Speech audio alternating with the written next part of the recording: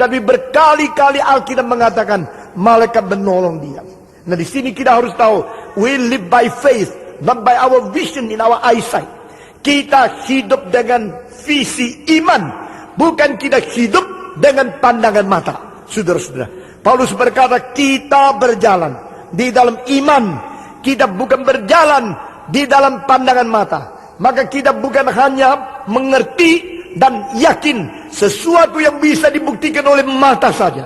Justru kita mengerti dan kita percaya apa yang kita tidak kelihatan. Tuhan tetap mempunyai anugerah untuk kita. Amin.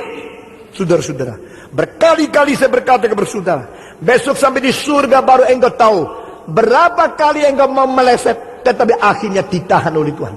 Berapa kali engkau tidak jadi tabrak mati karena Tuhan kirim malaikat mendukung engkau. Berapa banyak kali engkau seharusnya sudah ambruk, sudah tidak mungkin lagi berdiri, tapi Tuhan telah mendukung engkau karena Tuhan kirim malaikat-malaikat untuk melayani mereka yang akan menerima keselamatan. Poin yang ketiga, di dalam ayat ini mengatakan yang harus menerima keselamatan.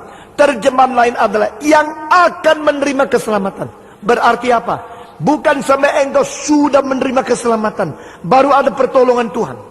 Bukan sampai engkau sudah menerima Yesus Kristus baru ada anugerah Tuhan dalam dirimu. Bukan. Justru anugerah Tuhan umum sudah mengikuti engkau sejak engkau lahir. Anugerah Tuhan yang menyelamatkan barulah engkau mengerti setelah engkau menerima Yesus Kristus. Maka reform theology membagi anugerah Tuhan menjadi dua bidang. Pertama, common grace. Kedua, saving grace. Anugerah umum, anugerah keselamatan. Semua 1, 2, 3. Anugerah umum dan anugerah keselamatan. Saya minta Yohanes Didi naik ke atas sedikit. Silakan kasih sedikit penjelasan. Menurut apa yang engkau tahu, istilah ini bedanya apa? Anugerah umum, anugerah keselamatan. Coba kasih tahu sedikit. Kita punya pendeta semua itu sudah ada ready stock di dalamnya. Jadi kalau suruh bidang apa, langsung dia bisa kasih tahu. Coba, apa itu? Ada beda nggak? Anugerah umum dan anugerah khusus? Beda. Beda ya. Bagaimana bedanya? Kalau anugerah umum itu tidak merubah kerusakan kodrat manusia, tetapi hanya menahan kerusakan kodrat manusia. Tidak merusak, tidak merubah kerusakan kodrat. Tidak merubah kodrat manusia yang sudah rusak. Ya. Begitu. Lalu? Tetapi dia menahan kerusakan itu supaya dapat menghasilkan kebaikan bagi orang-orang yang dikasih oleh menahan Tuhan. Itu sudah tidak lebih rusak lagi, tapi masih mempunyai kemungkinan kerusakannya tidak dirubah, tetapi diarahkan supaya menghasilkan kebajikan. Dari kebajikan itu kebajikan relatif. Yang relatif, bukan kebajikan yang semutu Tuhan itu ya. Dan juga bukan kebajikan sebelum jatuh. Bukan. Ya, kebajikan yang relatif di antara manusia lebih baik dari yang tidak baik gitu. Ya, oke. Lalu anugerah khusus bagaimana? Kalau anugerah khusus itu merubah kerusakan kodrat menjadi sesuatu yang disempurnakan, dikuduskan, dilayakkan untuk menghasilkan sesuatu kebajikan yang bernilai kekal. Jadi ini kodrat itu dirubah karena keselamatan Tuhan Di dalam Tuhan. ya, karena kuasa Tuhan. Nah saudara-saudara, pada waktu engkau masih belum menerima Tuhan, ada anugerah umum enggak? Sebelum menerima dan sesudah menerima tetap ada anugerah umum. Jadi anugerah umum bukan setelah menerima baru dikasihkan, tapi sebelumnya ada kan. Dan coba contoh Anda dulu belum menerima Tuhan, bagaimana dapat anugerah umum? Saya tiap hari dikasih makan orang tua, terus kemudian tiap hari dikasih makan orang tua, itu anugerah umum ya? Supaya tidak mati kan? Nggak mati. Apalagi? Saya juga tidak sampai berzina. Begitu. Jadi sebelum nikah belum berzina. Iya. Nah, sudah nikah juga enggak kan? Oke. Jadi anugerah Tuhan secara umum telah memelihara dia supaya bisa sehat, makan, tidak mati, sekolah bisa lulus, jadi hidupnya baik-baik sehingga utuh kasih nyonyanya yang masih first hand bukan second hand begitu ya. Itu saya tidak berbuat zina itu bukan berarti saya baik. Tapi saya ditahan kerusakannya supaya tidak menghasilkan suatu dosa yang tak terampuni. Jadi belum berzina sudah rusak ya? Sudah. Rusak apanya? Kodrat saya sebagai manusia berdosa. Kodrat sebagai manusia berdosa karena perbuatan dosa antara keturunan Adam.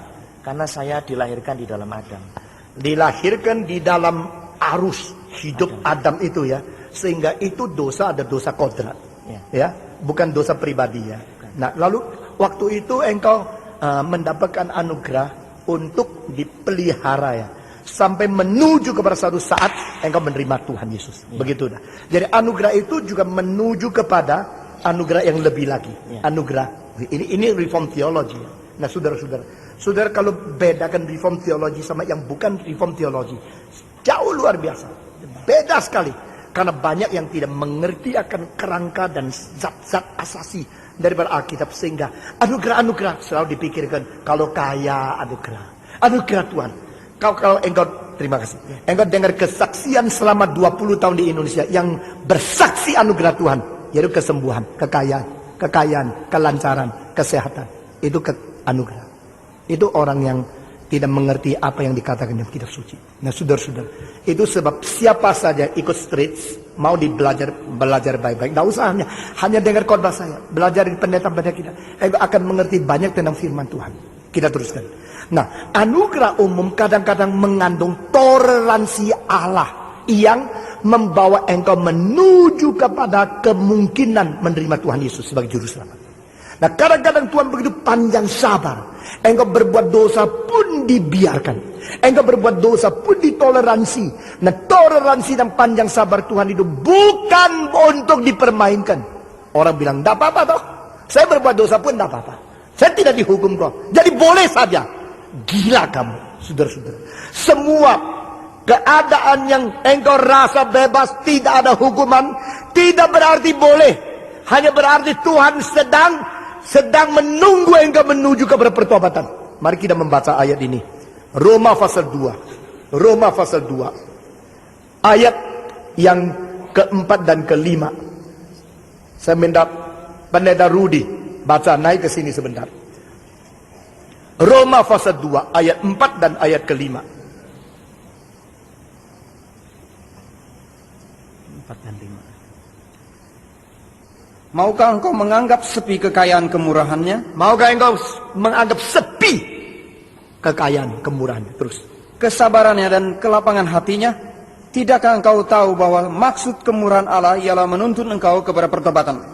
Tetapi oleh kekerasan hatimu yang tidak mau bertobat, engkau menimbun murka atas dirimu sendiri pada hari waktu mana murka Tuhan, hukuman Allah yang adil akan dinyatakan. Saudara-saudara, ini ayat yang sangat penting sekali. Jadi kadang-kadang Tuhan memberikan satu toleransi sehingga engkau masih dijaga, belum dihukum, di dalam keadaan seperti engkau bebas, engkau enak-enak boleh berbuat dosa, lalu diberikan peringatan. Apakah engkau menganggap sepi? Apakah engkau menganggap ringan? Apakah bermain-main dengan panjang sabar toleransi Tuhan?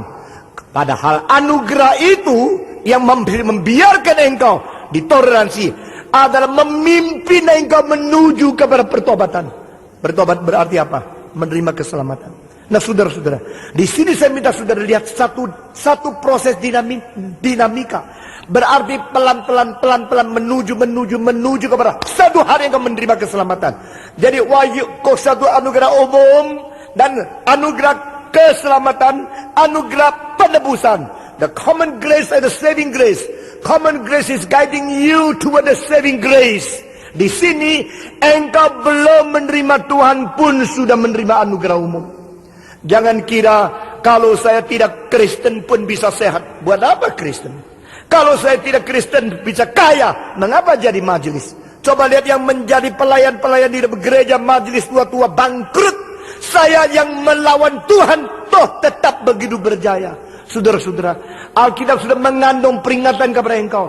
Apakah engkau tidak mengetahui panjang sabarnya Tuhan, toleransinya Tuhan, bukan supaya engkau sombong, bukan supaya engkau mencela Tuhan, bukan supaya engkau menghina orang Kristen yang lebih kurang materi daripada engkau. Justru itu adalah sesuatu toleransi Tuhan untuk menanti engkau bertobat. Saudara-saudara, di dalam menanti pertobatan, Tuhan panjang sabar, memberikan anugerah umum, menunggu. Tetapi dia saat demikian, kalau engkau tidak sadar, engkau akan menimbun kemarahan terus sampai pada waktu hari penghakiman Tuhan tiba, engkau tidak tahan. Itu akan total dijadikan satu hukuman yang engkau tidak bisa tanggung. Nah, saudara-saudara, maka istilah di sini malaikat-malaikat melayani mereka yang